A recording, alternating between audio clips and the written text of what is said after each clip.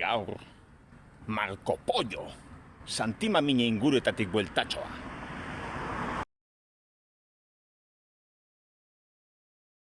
No lo decimos nosotros, lo dijo un artista vasco, Tabasco, Tabasco, lo del ojo era Tabasco, no lo decimos nosotros, lo dijo un artista vasco, Haupa andal.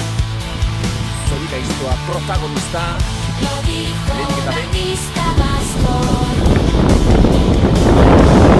Yatza!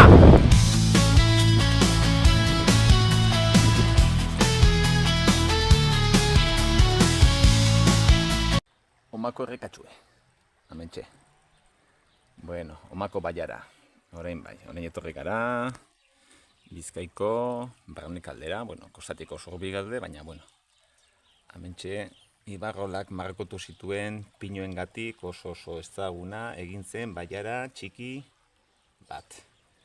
Eta baiara txiki hontan esan behar daukagu, kuriositatez, hemen beste sistema krastiko bat dugu, baina nahiko formakuntza berezia duena. Eta hemen biaran daude bata oma eta hemendik aurrera basondora joango gara, lezikera irten baino lehenago, eta esan beharra dago, biaran hauek, orentxu enteratu berri nahi zor dagoen panel hortan, bi dolina erraldoi direla. Hau da, betik urak karearrian, beko zulogunea ustuz joan da, eta pixkanaka lurtzorua ondoratuz joan zaigu. Beraz, horrek esangan nahiko luke, egunen batean, bi baiarok desagertuko direla, ez dakigu zenbat falta den hortarako, baina, holako kontutxoak. Gaurkoan Gernikaldetik buelta, kostaldetik oso zurbil, baina kostaldera hurbildu gabe. Tabasco, Tabasco, Tabasco, lo del ojo era Tabasco, no lo decimos nosotros, lo dijo un artista vasco.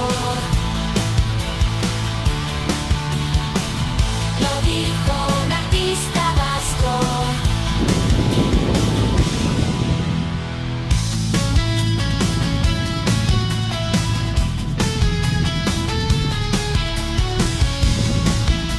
Eta hemen aipatutako afloramento karstikoak.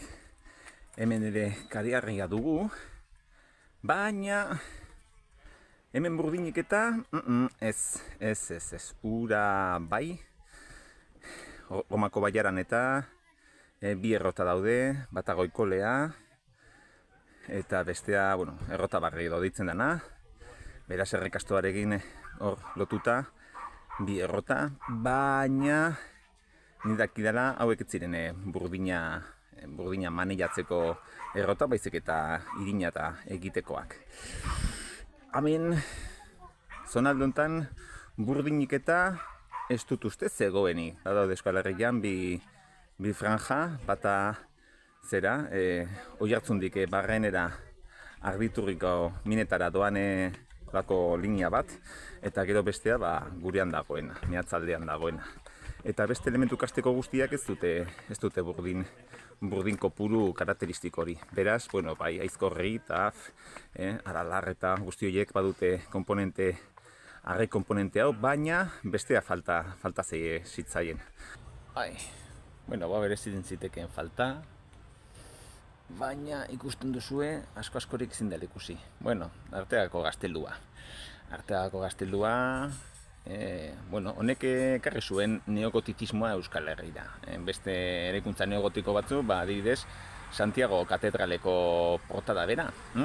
Eta hemen beste histori kurioso bat daukagu, hau Maria Eugenia Montijo, Napoleon hirugarrenaren emaztearentzako eraiki baitzen, hauek ere Alba etxearekin eta lotuta daute, baina printzipioz euren lobaren Bizkaiko diputazioak eman zion titulo honorifiko bat jasotzean, otu zitzaien hause eraikitzea hemen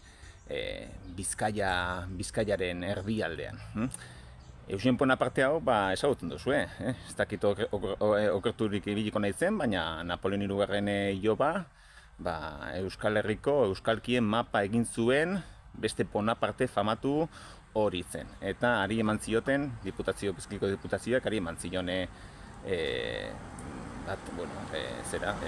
ohore hori, eta haren hildotik eraiki zuten hemengo gaztelu hau. Goratu beharra daukagu, hauek, 1856koa dela, eulia. Eta berezkoak Euskal Herriak dituen gazteluak badakizuela zerrenetakoak izan ziren, eta zergaitik ia ez zaizkigun bat bera ere gelditzen. Asike, gogoratu Euskal Herritar maiteok garai batean baskoak eta nabarroak ezkinala banandurik bizi izan. Bueno, hemen kortuixo biteke bargure sartu naz, eta bide txulo bat tope dut, Gernikako, Ibaiko, bazterreko pistara heltzeko, handi frontoietara eta ja Gerniken. Bueno, hementxe beste itxasadar bat dugu, eta ikusten duzu, kaino berak, arbolatxuek, hain pixkana marismara joango gara heltzen. Bueno, hau ja marisma da aurrean urartean nabil bisiketarekin.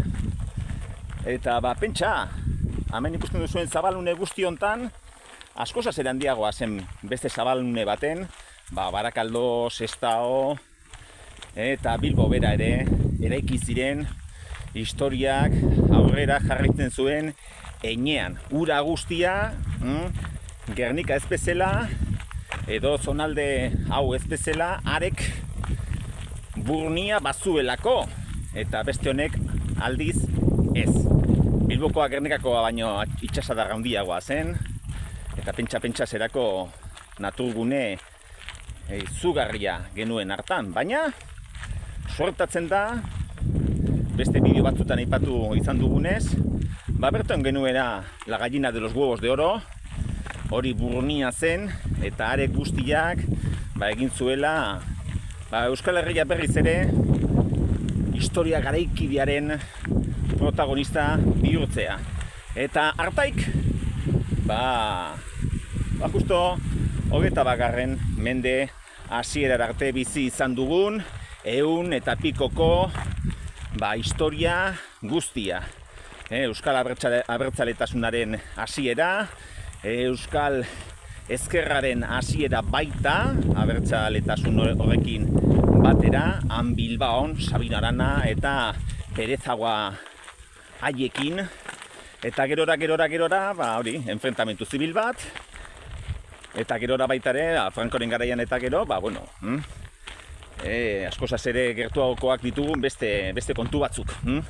Así que, polita da ikustea, nola, holako kontuek beti moldatzen duten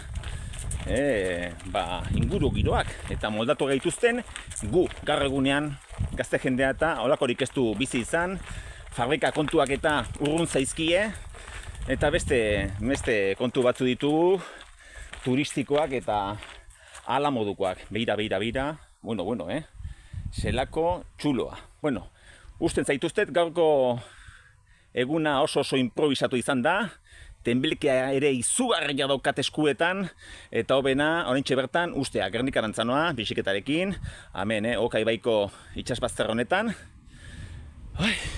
Eta eurila jauzi baino lehenago, bukatzen ditudan gaurkoak.